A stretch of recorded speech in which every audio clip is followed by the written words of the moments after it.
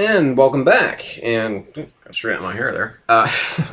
We're now at part 3 of New Comics, bitches! So, let's get to work. Alright, so we've done, I think, all the Marvel for this week. So let's kick it into DC. Alright, so Batwoman, number 5.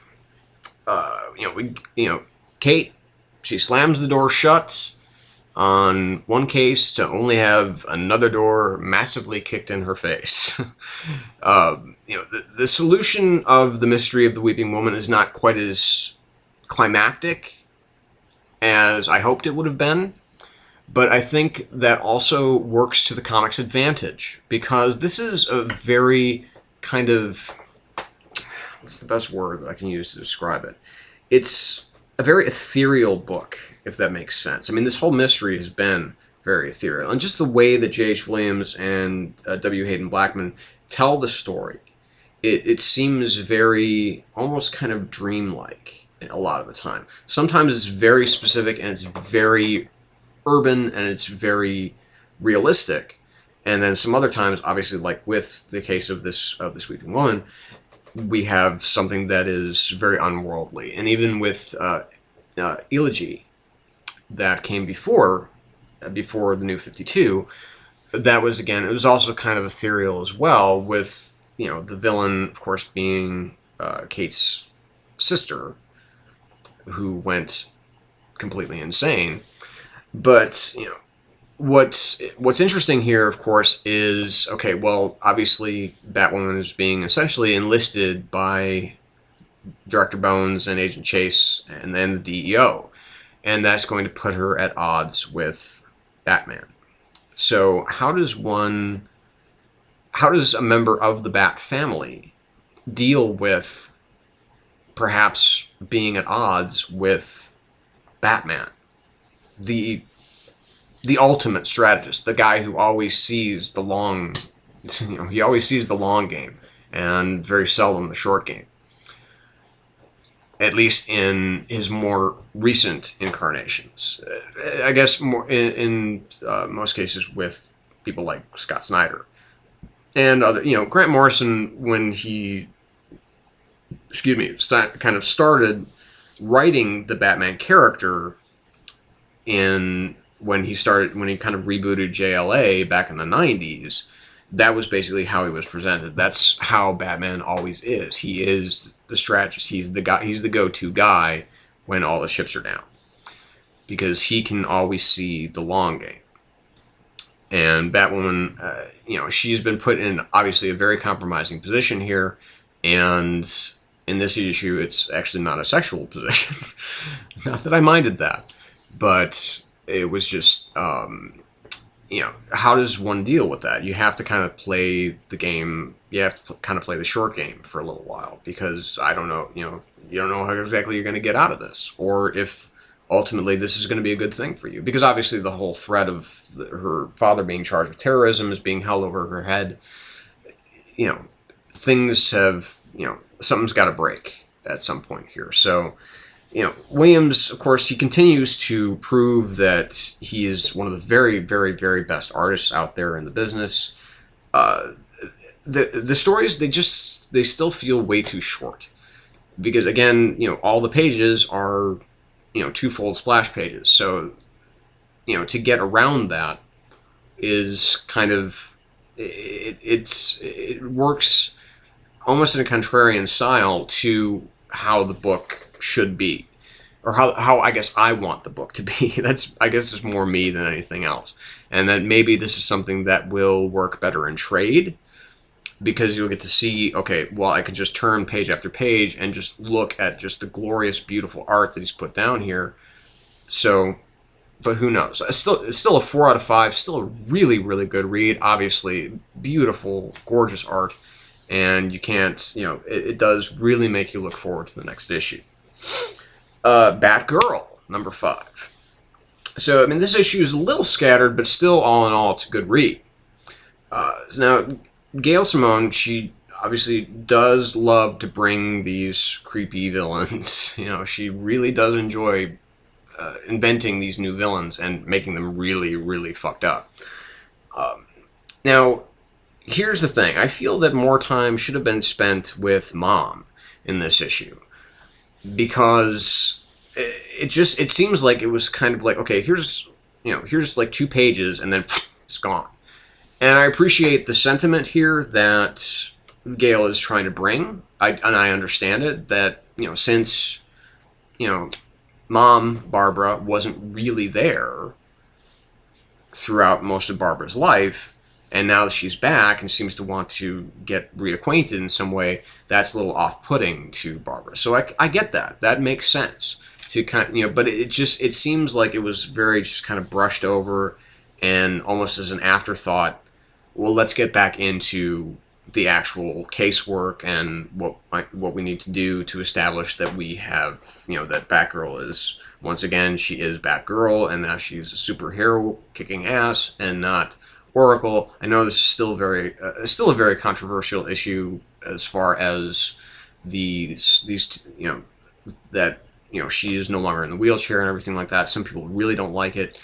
I am a fan of Birds of Prey, at least when Gale was writing it, and she did a great job there. But here, I like Gale's take on this. She's obviously got a great handle on the character. She loves Barbara Gordon, so I don't think she's going to do her wrong. So, Siaf's art, continues to be really good. But seriously, okay, now what is up with Jim Gordon's hair? Did he get a dye job? Because in every other issue of everything that he's in, he's got the gray hair. So that's the thing that does kind of it bugs me, because it's like, let's have some consistency here in character design. When these other characters are brought into the other comics, they look the same. So why can't we keep that? And that's a really nitpicky fucking thing to talk about, I know, but just follow me through on it. Still, like I said, it's a really good read. It's 4 out of 5. It's 3.5 to 4 out of 5. Leaning closer to 4. It could be better, and I'm still kind of waiting for this book to get to that point where I can say, wow, that was a fucking great issue, like I'm expecting from Gail Simone, but it's just not quite there yet. Okay, another disappointment of this week, and it's just, okay, this is a book that's coming out of my pull box, and that's Deathstroke number 5. Especially now that Rob Liefeld apparently is going to be taking over writing soon, because we should also talk about, of course, the books that were dropped from DC's New 52. They're going to kind of go into the second wave now. A lot of it's going to, there's just a JSA book going to be coming up. There's going to be some creative team shifts, but books like OMAC, Static Shock, Mr. Terrific, Hawk and Dove, which is a piece of shit, should have been not even redone in the first place. They're all, going. And of course, the biggest casualty to me personally is Men of War, which is a book that I think was really, really starting to pick up steam. It was interesting from the very beginning. It kind of, but then like the last issue, which was a 4.5 out of 5 to me, was just fantastic. I loved it. And I'm really sad that book is ending now. But Jeff Lemire apparently is going to be doing the backup story on the next issue, so that's cool. So now that we've talked about that, let's get back to Deathstroke. So some backstory we have established here, but Higgins just seems to be much more interested on the here and now, and that's where this book is failing me. What this book needs, as I said before, it can't just all be kicking ass and taking names. There has to be some kind of emotional investment for me to care about Deathstroke as a character. Now, I know that you're not necessarily supposed to care about him because he's a fucking bad guy. He's a villain. He's a killer. But we enjoy him being such a badass killer that it's okay to actually like a character that is a bad guy. But here, I don't care. There's nothing for me to really care about other than, okay, well, here's another big battle scene where he does some amazing shit. So the design and also the design and the color scheme of Legacy here, it reminded me of the old school Beetle from Spider-Man. And it was like, really? that's the design that you're going for? Because it seems really out of place here. It looks bad. I mean, the purple and the green and just everything, it just looked bad to me. It's just, I think, terrible character design. And, you know, it's just, you know, there just aren't, but there aren't many comics, I do have to admit, where someone throws a submarine on somebody. And I do have to give it some props for that, but other than that, it's just, the book has just run out of steam for me. It you know, it has nothing that I can adhere to. I like to have some kind of emotional attachment to the characters that I'm reading about, and it's just not here. I was waiting for it to get there and hoping that with this whole thing about Grant and Ravager and so on and so forth, and Kristoff being dead and everything like that, you know, I was hoping to get something like that out of it. And there are a couple, you know, there's a good character moment here and there, you know, where, you know, apparently, you know, Slade's got a little bit of hand tremors and he needs some ice baths and stuff like that, you know, so that's apparently bad, you know, but, you know, again, it's just, I'm losing hope. So I think I'll give it one more shot, but I think ultimately it's going to get dropped. Frankenstein, Agent of S.H.A.D E, number 5.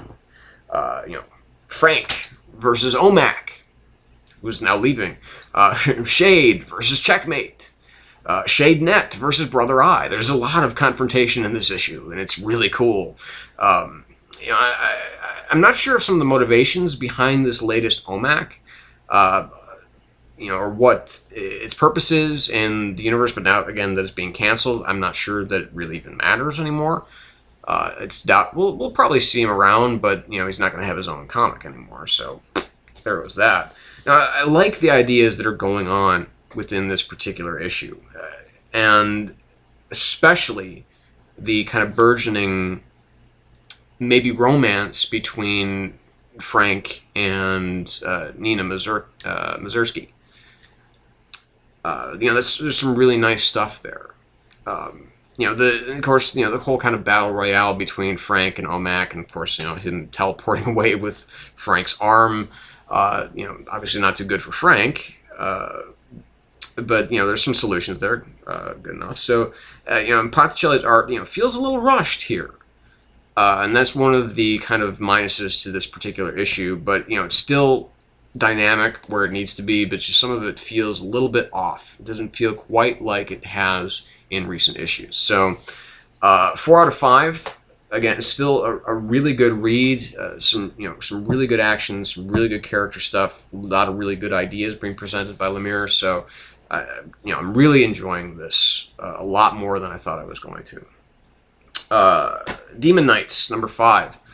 You know, kind of the seeds of dissent being sown here amongst the, you know, this group that have already been planted. You know, Exoristos, you know, kind of being revealed as an Amazon. Not really a big reveal there, but you know, it's there, and I'm glad that it's out.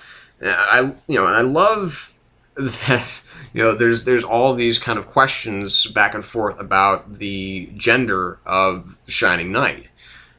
Because it seems to be told kind of definitively here that it is a girl, but maybe not. You know, is she, he, it, is it unisex? I don't know. That's, you know, Al-Jabir is kind of coming out, you know, Al-Jabir, you know, is a character that I really like a lot. You know, he's kind of coming out kind of like the Batman of this kind of medieval Justice League, if you will. You know, he's definitely, you know, he's got the long game. He's, you know, he's very observant. He's very thoughtful.